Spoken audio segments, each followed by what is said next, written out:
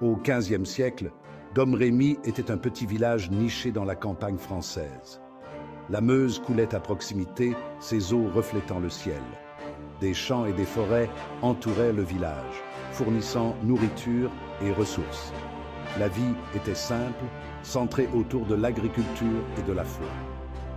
Les villageois travaillaient dur, priaient ensemble et célébraient les traditions transmises de génération en génération. Jeanne d'Arc est née dans une famille paysanne, respectée à Domrémy.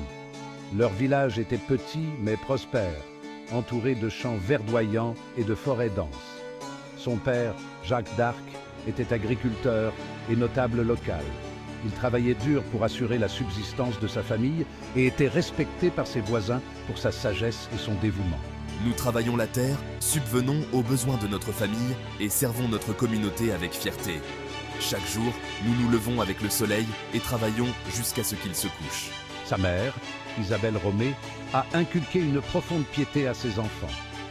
Elle leur enseignait les prières et les histoires des saints, leur montrant l'importance de la foi et de la moralité. La foi est le fondement de nos vies. Nous devons toujours avoir confiance en la volonté de Dieu. Chaque soir, nous nous réunissons pour prier et remercier Dieu pour ses bénédictions. Jeanne avait 3 frères et une sœur.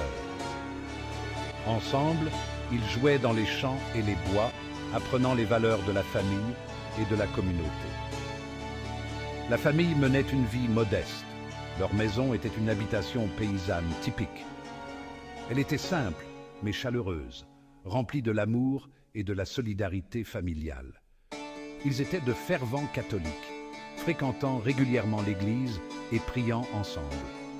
La religion jouait un rôle central dans leur vie quotidienne, les guidant à travers les défis et les joies de la vie.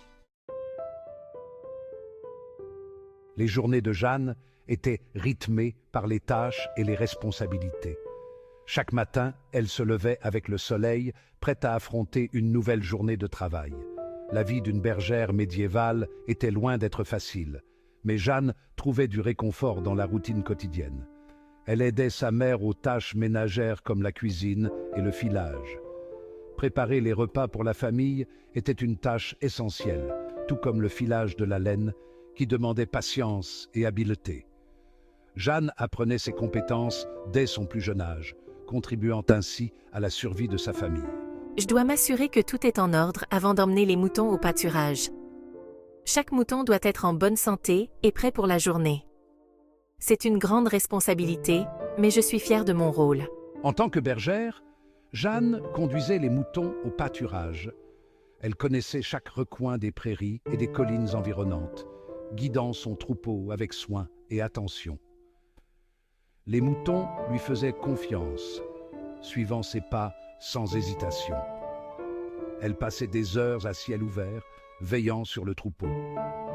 Le vent dans ses cheveux et le chant des oiseaux étaient ses compagnons constants. Ces moments de tranquillité lui permettaient de réfléchir et de se connecter avec la nature. Ces moments solitaires ont favorisé une connexion profonde avec la nature et, selon Jeanne, ses premières expériences avec des voix divines. Elle croyait que ces voix guidaient ses actions et lui donnaient la force de continuer, même dans les moments les plus difficiles. La vie de Jeanne, bien que simple, était remplie de sens et de spiritualité. La religion jouait un rôle central dans la vie de Jeanne et dans celle de Domrémy. Les villageois célébraient les fêtes religieuses avec une telle ferveur. Jeanne aimait ces célébrations, en particulier la fête de Sainte-Catherine. Elle priait dans l'église du village, y trouvant réconfort et conseil. Profondément pieuse, Jeanne incarnait la foi simple de sa communauté. À l'époque, il était courant que les parents arrangent les mariages de leurs enfants. Les familles cherchaient à renforcer les alliances et à assurer la sécurité financière de leurs descendants. C'était une pratique acceptée et rarement remise en question. Quand j'avais 13 ans, un jeune homme a demandé ma main. Cependant, j'ai refusé. Je me souviens encore de ce moment, de la surprise sur son visage et de l'incrédulité de mes parents. Mais quelque chose en moi savait que ce n'était pas mon chemin. Elle sentait un appel différent, un but plus élevé. Jeanne n'était pas comme les autres jeunes filles de son âge. Elle avait des rêves et des aspirations qui allaient au-delà des frontières de son village. Bien que son refus ait fait sourciller au village, Jeanne est restée ferme. Les murmures et les regards désapprobateurs ne l'ont pas ébranlée. Elle savait que son cœur la guidait vers quelque chose de plus grand.